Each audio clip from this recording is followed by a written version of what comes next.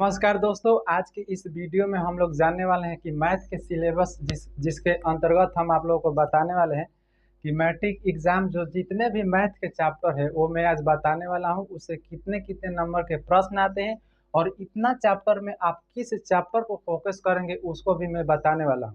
तो बने रहेगा इस वीडियो के अंतर्गत। और दोस्तों ये भी बात जान लीजिए कि प्रत्येक वीडियो का मैं थ्योरी और सॉल्व किया हुआ क्वेश्चन और वीवीआई क्वेश्चन डालने वाला हूँ इस चैनल के माध्यम से। देखिए दोस्तों, जैसे मैं आप लोग जैसे कि बोर्ड पर देख रहे हैं, आगे से मैं लिख कर रखा हूँ कि टाइम ना लगे, टाइम टाइम को बचत करने के लिए। तो देखिए हमारा फुल चैप्टर का नाम है, यहाँ पर 15 चैप्टर है। पहला नंबर चैप्टर की बात किया जाए तो हमारा पहला नंबर चैप्टर क्या है, वास्तविक संख्या। इसे इंग्लिश में रियल नंबर बोलते हैं। तो इससे पूछ सकता है आपका 10 नंबर का प्रश्न पूछ सकता है या 8 नंबर का प्रश्न, इससे प्रश्न बन सकता है। 2 नंबर चैप्टर है बहुपद, इंग्लिश में पोलिनोमियल इसे बोलते हैं। इससे भी ऑब्जेक्टिव पूछता है और 2 नंबर का भी प्रश्न पूछता है। अब देखिए दोस्तों, तीसरा नंबर चैप्टर का है कि दो चर वाले रैखिक समीकरण। इससे आपका हर एक साल ग्राफ एक पूछता है 5 नंबरिया। ये भी बहुत इंपॉर्टेंट चैप्टर है। और चौथा नंबर चैप्टर हमारा दिख रहा है द्विघात समीकरण, क्वाड्रेटिक इक्वेशन, इसे इंग्लिश में कहते हैं। इससे भी प्रश्न पूछता है। 5वां नंबर है समांतर श्रेणी, अर्थमेटिक प्रोग्रेशन है। और छठा नंबर है त्रिभुज, ट्रेंगल है। 7वां नंबर है निर्देशांक ज्यामिति, कोऑर्डिनेट ज्योमेट्री, इंग्लिश में इसे बोलते हैं। 8वां नंबर है त्रिकोणमिति, ट्रिगोमेट्री। 9वां नंबर है ऊंचाई और दूरी, इसे इंग्लिश में हाइट एंड डिस्टेंस बोलते हैं। एंड 10 नंबर है वृत्त, इंग्लिश में सर्कल बोलते हैं। और 11 नंबर हमारा जो है कंस्ट्रक्शन है अर्थात रचना है। और 12 नंबर चैप्टर जो है वृत्तों से संबंधित प्रश्न पढ़ेंगे, जिसमें वृत्त का क्षेत्रफल हो जाएगा, त्रिज्या दे देगा, उससे संबंधित प्रश्न एनसीईआरटी का क्वेश्चन होता है। और 13 नंबर हमारा है पृष्ठीय क्षेत्रफल और आयतन, सरफेस एरिया एंड वॉल्यूम पढ़ते हैं। कितना नंबर चैप्टर है दोस्त, ये है आपका 13 नंबर है। और चौथा नंबर है सांख्यिकी अर्थात एस्थेटिक्स। और 15 नंबर अंतिम चैप्टर है हमारा प्रोबेबिलिटी अर्थात प्रायिकता। इससे भी 5 नंबरिया प्रश्न पूछता है। जैसे में बोलता है ना कि एक सिक्कों को उछालने पर जीत आने की प्रायिकता क्या होगी, ऐसा प्रश्न पूछ सकता है। आप देखिए 1 नंबर की बात किए जाए वास्तविक संख्या, तो आप लोगों को हम इसमें आप लोगों को हम वादा किए थे क्या क्या पढ़ाएंगे। 1 नंबर हम बोले थे दोस्तों उस दिन, इस वीडियो के पहले मैं एक वीडियो डाला था, देखेंगे आप लोग, कि हम 1 नंबर में आप लोगों से वादा किए थे कि एनसीईआरटी का फुल क्वेश्चन सॉल्व होगा, एनसीईआरटी का फुल क्वेश्चन सॉल्व कराएंगे। दूसरा नंबर बात बोले थे कि आपका वीवीआई क्वेश्चन भी कराने वाले हैं, वीवीआई क्वेश्चन। तीसरा नंबर बात आप लोगों को बताए थे कि बोर्ड मॉडल क्वेश्चन कराएंगे, आप लोगों का बोर्ड मॉडल क्वेश्चन कराएंगे। और गेस पेपर का भी क्वेश्चन हम कराने वाले हैं, मैथ का गेस पेपर का क्वेश्चन। और 5वां नंबर बात यह था कि जैसे मैं प्रत्येक चैप्टर का मैं 5 नंबर या ऑब्जेक्टिव और सब्जेक्टिव भी बोले थे आप लोगों को दिखाने के लिए। जैसे में वास्तविक संख्या है तो इस पर आपका प्रश्न क्या बन सकता है, इस पर प्रश्न यह बन सकता है कि प्रश्न पूछता है कि जैसे मैं दे देगा एचसीएफ निकाले, यूक्लिड विभाजन एल्गोरिथम की सहायता से आप लोगों को बोल देगा एचसीएफ निकाले, वो 5 नंबर का पूछता है। और वह भी प्रश्न पूछ सकता है कि रूट सिद्ध करने वाला आता है, वो भी 5 नंबर में पूछ सकता है। तो ये आपका वास्तविक संख्या से हो जाता है।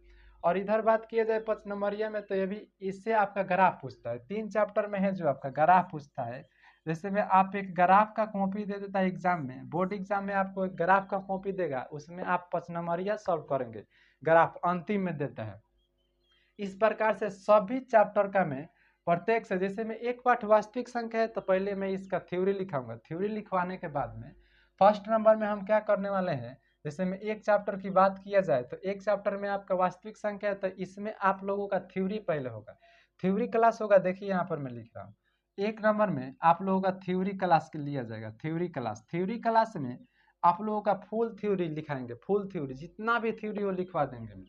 थ्योरी लिखवाने के बाद में एक्सरसाइज चलाएंगे, एक्सरसाइज चलाने के बाद में क्वेश्चन देंगे आप लोगों को प्रैक्टिस करने के लिए, क्वेश्चन बनाने के लिए देंगे।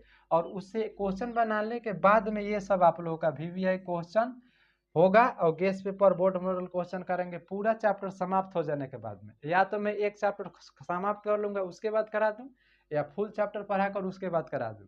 और एक बात पीडीएफ भी देंगे इसका, जैसे मैं आप लोगों का थ्योरी का पीडीएफ चाहिए तो आप लोग व्हाट्सअप कर सकते हैं। व्हाट्सअप नंबर है मैं यहाँ पर लिख देता हूँ, इसे मिटा कर आप लोग व्हाट्सअप कर सकते हैं। व्हाट्सअप नंबर हमारा है, व्हाट्सअप नंबर है 7070230944। इस पर आप लोग व्हाट्सअप व्हाट्सअप कर सकते हैं, जैसे में हाई लिख कर भेजिएगा।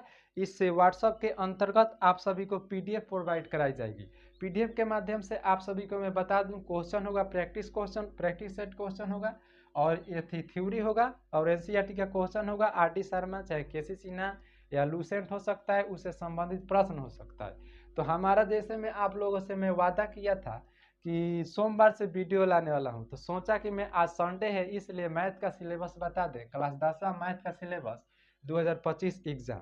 तो पूरा हम डिटेल से पढ़ने वाले हैं। आप चाहे कितना भी कमजोर क्यों ना हो, मैं वादा करता हूं आप सभी को मैं गणित में अच्छा मार्क्स प्राप्त कर सकता हूं, तो करा सकता हूं। और एक बात है, मैं टाइम निकाल कर देखता हूं तो और भी सब्जेक्ट की तैयारी कराने के लिए मैं चेष्टा करूंगा, कोशिश करूंगा। जैसे मैं इसके अलावा भी तो केवल मैथ तो पढ़ने से रिजल्ट नहीं होगा, इसके अलावा भी जैसे में फिजिक्स हो गया, हिंदी हो गया, सोशल साइंस हो गया, इंग्लिश हो गया, ये सब है। इसका भी केमिस्ट्री हो गया, बायोलॉजी हो गया। मैं अगर टाइम निकाल कर वीडियो डालूंगा, अगर टाइम मिलेगा तो, अन्यथा सबसे पहले आप लोगों में मैथ का वीडियो तो जरूर डालने वाला हूँ इस चैनल के माध्यम से। और एक बात है दोस्तों, यदि मैथ में आप कमजोर है तो आप सभी से एक सुझाव है, जितना आप क्वेश्चन बनाइएगा ना मैथ का, जैसे में मान लीजिए कोई प्रश्न हमें नहीं आ रहा है, तो नहीं आ रहा है तो उसे आप बार बार बनाइए, बार, जैसे में दिन में एक बार, 2 बार, 3 बार, फिर 2 दिन पर रिवीजन कर दीजिए, फिर 3 दिन पर, एक हफ्ता, एक महीना, ऐसे करने से मैथ आता है। आप सोचेंगे कि एक बार हम बना लिए और उसे छोड़ दिए, तो नहीं, ऐसा नहीं होगा। आप लोग बार बार उसे बनाइए, सॉल्व कीजिए, जहाँ नहीं आ रहा है पूछिए, देखिए, तब आप लोगों का मैथ इतना कवर होगा और अच्छा मार्क्स आप ला सकते हैं मैथ में। तो आज के वीडियो में इतना ही। हम मिलते हैं अगली वीडियो में फुल सिलेबस के साथ। मैंने आज सिलेबस चर्चा कर दिया और पहला चैप्टर हम लेकर आए हैं वास्तविक संख्या, पूरा गर्दा के रूप में, पूरा विस्तार से बताएंगे, कहीं दिक्कत नहीं होगा। आज के लिए इतना ही। जय हिंद दोस्तों।